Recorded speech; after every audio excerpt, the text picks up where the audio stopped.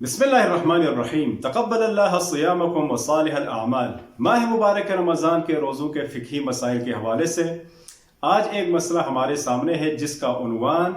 کم سن بچی یا نوبالغ بچی کا روزہ ہے۔ کم سن بچی یعنی کم عمر بچی، عمر کی چھوٹی بچی، جیسے 9 سال، 10 سال، 11 سال یا 12 سال بھی۔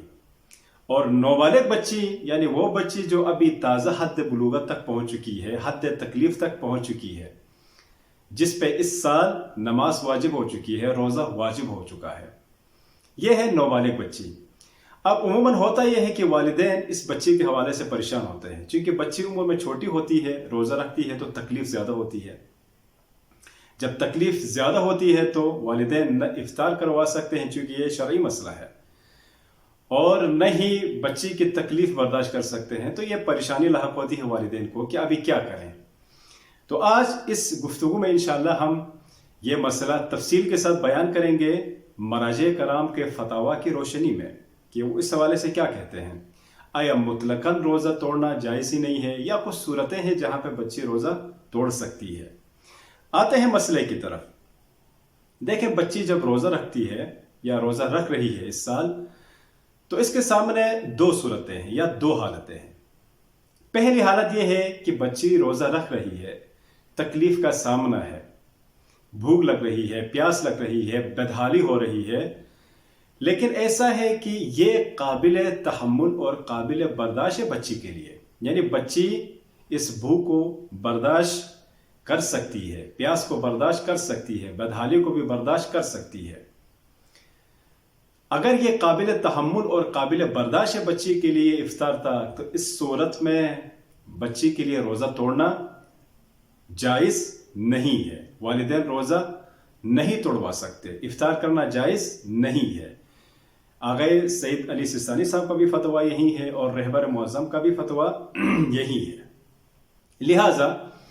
اس صورت میں جب یہ تکلیف قابل برداشت ہے، قابل تحمل ہے، یہ بدحالی بھی قابل تحمل ہے،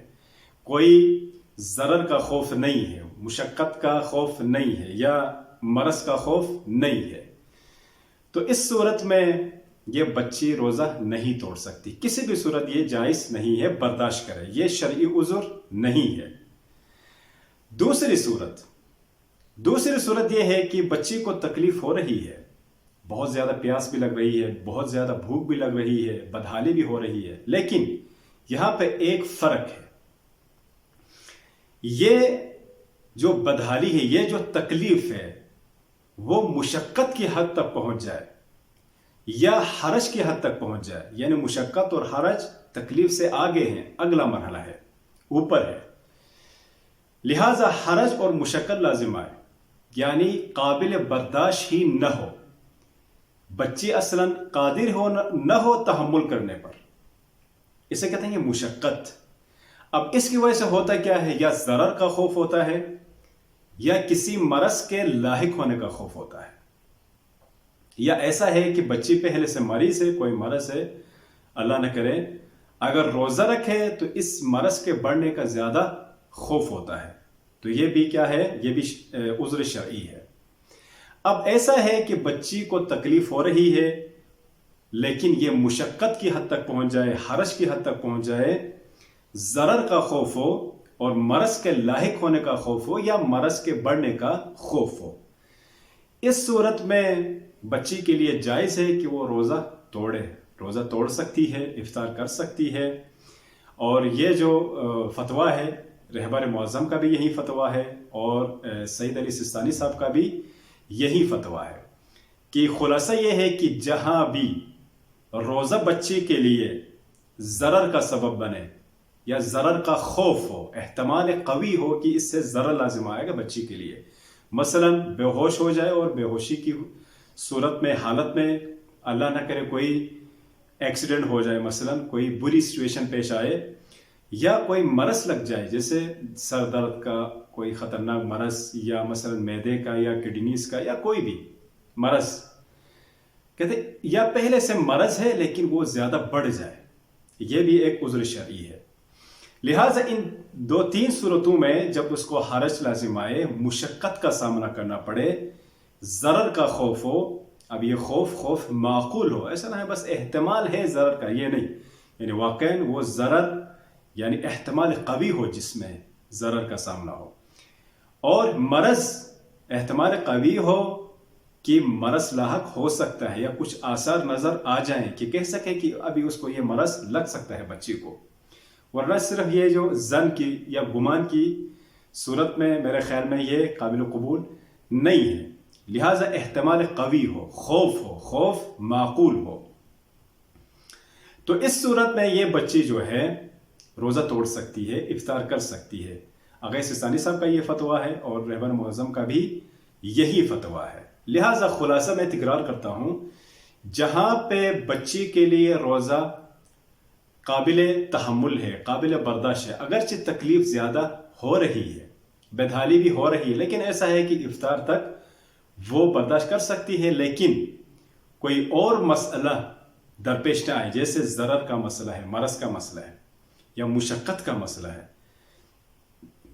ایسا ہو تو پھر یہ بچی روزہ توڑ سکتی ہے، یعنی دوسری صورت میں۔ پہلی صورت میں تو ہم نے کہا کہ روزہ نہیں توڑ سکتی، یہاں جہاں پہ قابل تحمل اور قابل برداشت ہو۔ میں اس وجہ سے تکرار کر رہا ہوں تاکہ یہ مسئلہ اچھی طرح سے واضح ہو جائے والدین کے لیے، لہٰذا جہاں بھی قابل تحمل اور قابل برداشت ہو بچی کے لیے، اگرچہ تکلیف ہے، بدحالی ہے، لیکن افطاری تک بچی یہ تحمل کر سکتی ہے، تو کسی بھی صورت یہ روزہ توڑنا جائز نہیں ہے۔ لیکن دوسری صورت میں جہاں پہ تکلیف سے بڑھ کر حرج کا مرحلہ ہے، مشقت کا مرحلہ ہے، ضرر کے خوف کا مرحلہ ہے، یا مرض کے لاحق ہونے کا خطرہ ہے جس کے اثر نظر آ رہے ہیں، تو اس صورت میں رہبر معظم اور سید علی سستانی صاحب دونوں کا فتویٰ یہی ہے کہ یہ بچی روزہ توڑ سکتی ہے، افطار کر سکتی ہے۔ لیکن سوال یہ ہے، اگر یہ بچی روزہ توڑ دے دوسری صورت میں، یہاں پہ ضرر یا مرض کا خطرہ ہو اور روزہ توڑ دیا، اب آگے وظیفہ کیا ہے؟ آیا اس روزے کو توڑنے کی وجہ سے قضا اور کفارہ دونوں واجب ہیں یا صرف قضا واجب ہے؟ اس کے لیے میں ایک قاعدہ کلیہ بتا دیتا ہوں۔ دیکھیں، کوئی بھی بندہ جب روزہ توڑتا ہے، یا وہ عذر شرعی کی وجہ سے توڑتا ہے یا عمدن یعنی جان بوجھ کر، کوئی بھی عذر نہیں ویسے ہی توڑ دیتا ہے، جہاں بھی روزہ جب عذر شرعی کی وجہ سے توڑا جائے تو اس صورت میں صرف اور صرف قضا واجب ہے۔ لیکن اگر کوئی بندہ بغیر عذر شرعی کے روزہ توڑ دے، یہاں پہ قضا بھی ہے اور کفارہ بھی ہے۔ چونکہ اس بچی کا جو روزہ ہے وہ عذر شرعی کی وجہ سے توڑا گیا ہے یا بچی نے توڑا ہے، افطار کیا ہے، تو لہٰذا یہاں پہ صرف اور صرف قضا واجب ہے، کفارہ واجب نہیں ہے۔ لیکن یہ یاد رہے کہ قضا کسی بھی صورت میں یہاں پہ ساقط نہیں ہے، یعنی جب بھی بچی اس صورت سے باہر آئے، اس صورتحال سے باہر نکل آئے، یعنی اس میں تحمل آ جائے، برداشت آ جائے، وہ اس حد تک پہنچ جائے کہ اب وہ روزہ رکھ سکتی ہے، تو وہ یہ قضا بجا لائے